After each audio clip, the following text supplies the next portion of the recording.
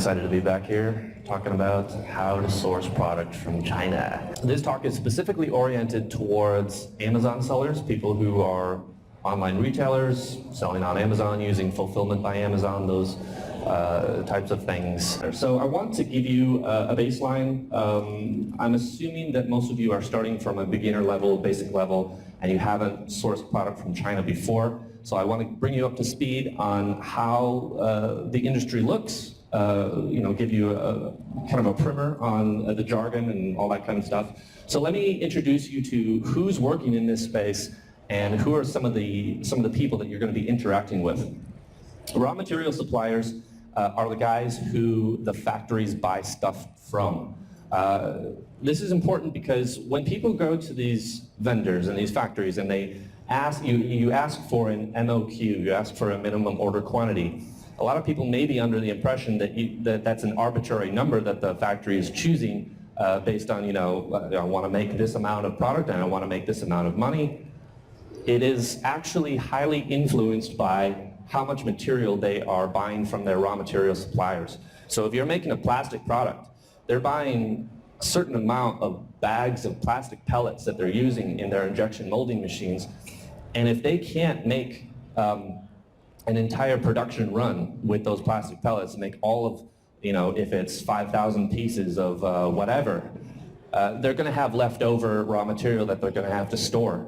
And if it's a special type, a special color, a special material, they have to keep it around for some other production sometime in the future that they're hoping will occur.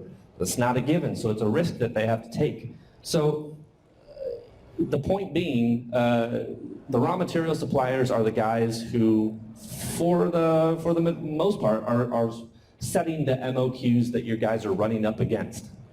Factories, doesn't need much explanation. These are the guys that most of you want to reach. These are the guys that you want to do business with directly, right? Because you're cutting out all the middlemen, you get the lowest price, theoretically. That's not always the case, and I'll get into that in a little while. Trading and sourcing companies are kind of the traditional method by which most people get into China and are the conduit and the help. And these are the guys who get you to the factories and help make things go smoothly, ideally. In the past, that wasn't the case. I'll get into that. Freelance agents is kind of a category that I just arbitrarily made up because they do the exact same thing as a trading company. They're just one guy, basically. Oftentimes, a freelance agent will be some distant relative of a factory owner, and he's just being the go-between, and he's acting as a kind of like a salesperson for that factory, but he's taking a cut off of the top. He's not really doing much for you, except for putting listings on Alibaba and, pretending that he can speak English really well. Down below, you see a bunch of other services which may or may not be included with a trading company. These days, more and more often, they are.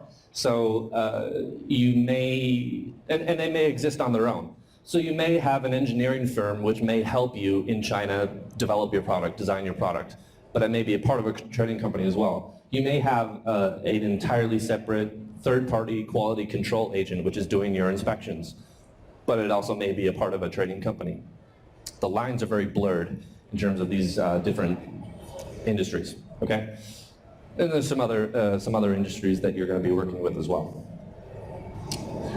I'm going to give you a little bit of a history of where we were and where we're going. This is a totally different world 10 to 20 years ago, China.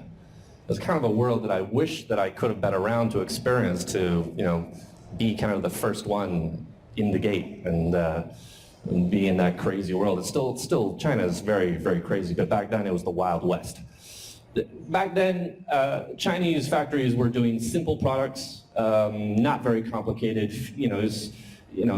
While you had quality control issues, they weren't making high-end electronics like they are today. I mean, today, some of the best cell phones in the world are made in China. I mean, and I'm not talking about iPhones. They're making their own brand, like Xiaomi, if anyone is familiar. It's probably better than the iPhone. Low online visibility, of course. Alibaba didn't really exist in a significant way back then. So for a Chinese vendor to put themselves online, for you to find It's very difficult. I mean, could put up a website, but how do you find that vendor? It's kind of difficult to do that. Low English fluency.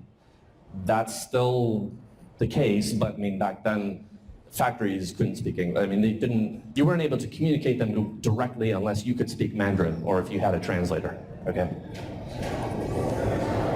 Domestic travel difficult for foreigners. Small to medium-sized corporations were not China savvy, not in the way that they are today.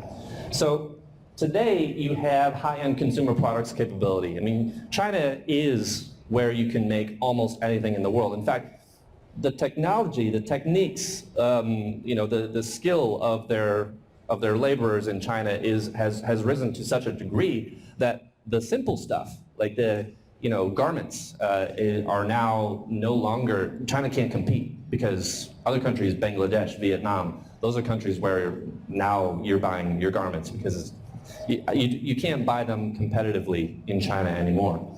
This is where you're buying your flying drones. China is making almost anything, and they're doing it well. Widespread use of online directories, so it's very easy to find, almost any vendor. You can't find every vendor. I'll get into why. English staff commonplace. Factories have, nowadays I can't think of a single factory that doesn't have an English-speaking salesperson on their staff in order to reach you directly, in order to give you the impression that they understand exactly what you want and that can communicate with you directly. And good for them. I hope that their English staff is able to understand your needs, exactly what you want. We'll get into why that may not always be the case. Domestic travel is easier for foreigners these days. Small to medium-sized corporations, more China savvy. A lot of the big brands now have China staff, China offices, multiple offices in multiple cities. Basic theme here, what I'm trying to say is that the middleman is being cut out. The traditional trading company is trying to solve a problem from 20 years ago are going out of business, because back then you could be a trading company as long as you knew a halfway competent factory, you spoke English to in a halfway decent way, and you could find overseas clients. That's all you needed to do. These days, that's not enough. You need to, in order to be a middleman, you need to be providing more value than that. So what's been happening in America? This is no news to you guys. I don't need to tell you about this. There's been online retail arbitrage. You've got fulfillment by Amazon. I think that started 7 years ago, but it's really exploded in the last 2-3 years. Basically, the barrier of entry has been lowered for all of you guys to get online, to use powerful online platforms to sell product and cut out a lot of the middlemen. So now you have this huge explosion of interest in coming to China, in finding Chinese vendors, because you want the cheap products. You want to get directly to the factories. You can increase your markup. And that's well and good, but you have to do it smart. You have to make good decisions on how to do that. Rule number 1, automation is more reliable than production by hand. Now, while this is true, this is a little bit of a catch-22, because if you can make a product completely robotically, with all machines, hardly any human interaction, great. Probably not going to run into many quality control issues. However, you're probably not going to make much money on it either, because that factory is going to need to make hundreds of thousands of pieces of that product, and that factory is probably doing quite well for themselves. They're selling that product to many other clients who are pushing the price down. The margins are ultra thin, so it's a little bit of a trade-off. But that being said, if you can automate your product more, then you won't have as many quality control issues. Rule number 2, different materials have different risk profiles. So this is what I say. This is just my personal opinion, by the way. But in my experience, and I've visited, I visited several dozens and dozens of factories. I can't remember, maybe over 100. And I've done many different productions over many different product categories. So this is what I find. Wood products have problems that you might run into. I look at a wood product. Take, for example, this bath caddy on the upper right.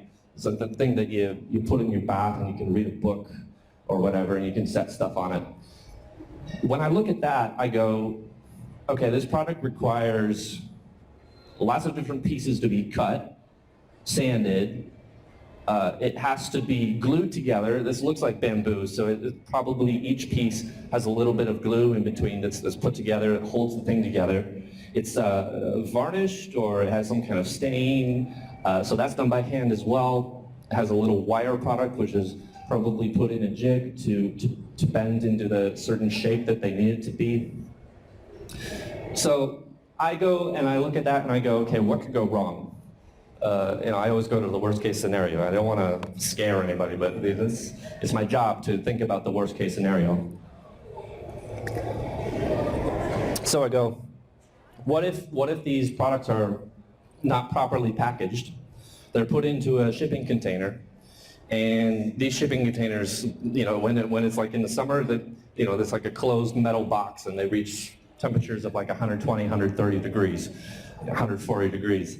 And if it's humid, maybe some water leakage gets in there. What's going to happen to the glue that holds that product together? It's going to fall apart. What would happen if you're ordering a small amount of that product and the factory doesn't think your production is worth it? They aren't paying as much attention, as I mentioned before. They're not paying attention to your production, and the laborers forgot to stain the underside of that product. They stained the top of it, but they didn't stain the underside of it. Happens. And then when you sell that product on Amazon, what happens? Bad reviews. Plastics, a little bit of a different story. This is very automated. You have bags of plastic pellets, you put it into the injection molding machine, it spits out several thousand pieces of blah, blah, blah. And then you have someone usually snapping them together or using ultrasonic welding or something that will screw together. Pretty simple. Some of them will be painted. Of course, that's done by hand. Someone's taking a brush and just painting it like that.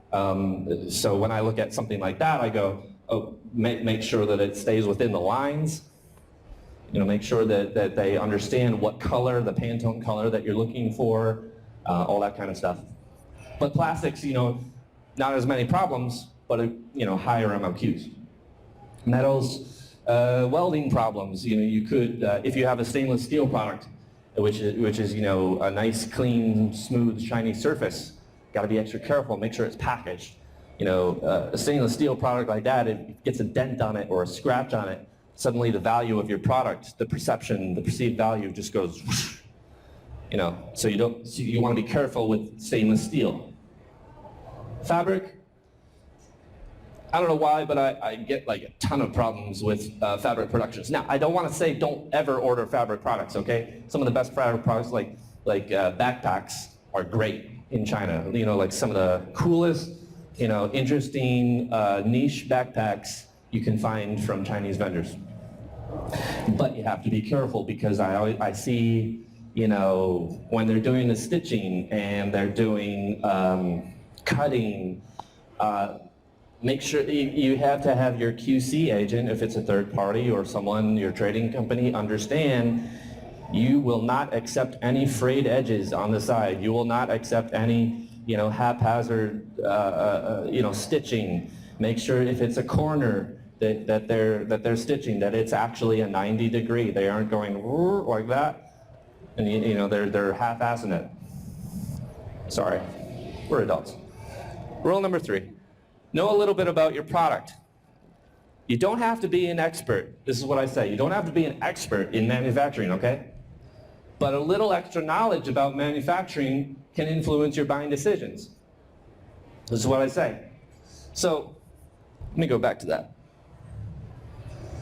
If you have in front of you two different products, you might be evaluating them equally. They might be hot sellers, both of them. You've got a fiberglass pizza crisper, and then you've got a cool hand-carved statue, but they're totally different in terms of manufacturing. They might sell equally, but they're totally different. This one is easy. It's got two materials. You can pump them out by the thousands. Not much can go wrong with it. I mean, they could maybe cut it wrong, and then you have part of the fiberglass sticking out the side. But over here, you've got a product which is almost entirely done by hand. Like someone is actually carving that, staining it.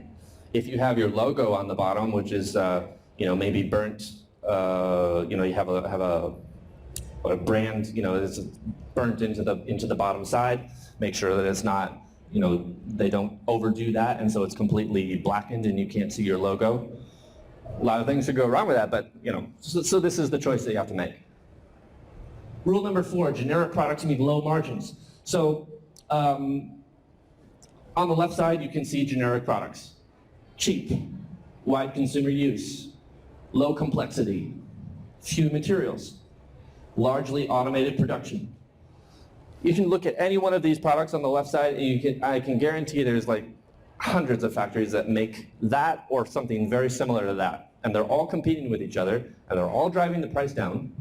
And there's thousands of overseas buyers trying to buy those products, and they're competing with each other, and they're driving the price down, and they're working with ultra thin margins, pennies. I did mats, the welcome mats, and the client that they were operating on pennies, for each mat. It was like half a cent margin. So you guys don't want with that. You can't work with that. You need some, higher margin. So as a general rule, I say, do something that's a little more niche, and do something unique, unique designs. Find something. Go out here and find something interesting, that you haven't seen before. Now, it might be more complicated to manufacture. It might be more risky, but I can tell you that the margins, because there isn't as much competition, and it's a new product or whatever, you can mark it up a lot more. Okay, rule number 5. Certain products can be higher risk. Time sensitive, seasonal. You're going to see Halloween products, Christmas products, fishing products.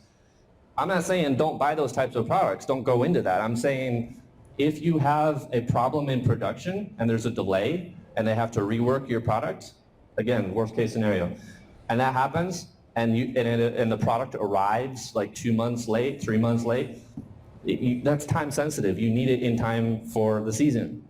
And then if you don't receive it in time, you're dead in the water and you have to wait a year to sell it. Fragile products, that goes without saying. Evaluate how fragile your product is, make sure that it's packaged correctly. Modified products, if a vendor, if you're asking them to make an extreme modification to the product that they've never done before, they could make some mistakes in production. So ask them to make a sample for you before you go into that. Make sure that they can make it. Rule number 6, there are no rules. So I'm going to kind of contradict myself here and say that the 5 previous rules are rules, but they aren't rules. Because what you're doing is you're evaluating all of these different factors in your mind and making a decision based on what kind of risk level that you are comfortable with when it comes to manufacturing. So if you're working with an easy material like plastic, you can do that, but you're going to work with higher MOQs. If you're doing a unique design, it's going to be a higher price. If you're doing a boring product, that's great, but it's low risk, but it's not flashy, as the other products might be. Intricate products, breakage risk. Large expensive product, easy to FCL. FCL industry jargon means full container load. So that's ideal. Full container loads are cheaper to ship. If you have a shipping container which is completely full of your product and it goes directly from the factory to your warehouse, super easy to do. Less risk in shipping damages. But you may want to do a small cheap product which is harder to do a full container load. It might be a LCL, less than container load. And in that case, you run into more risk, okay? And it's more expensive.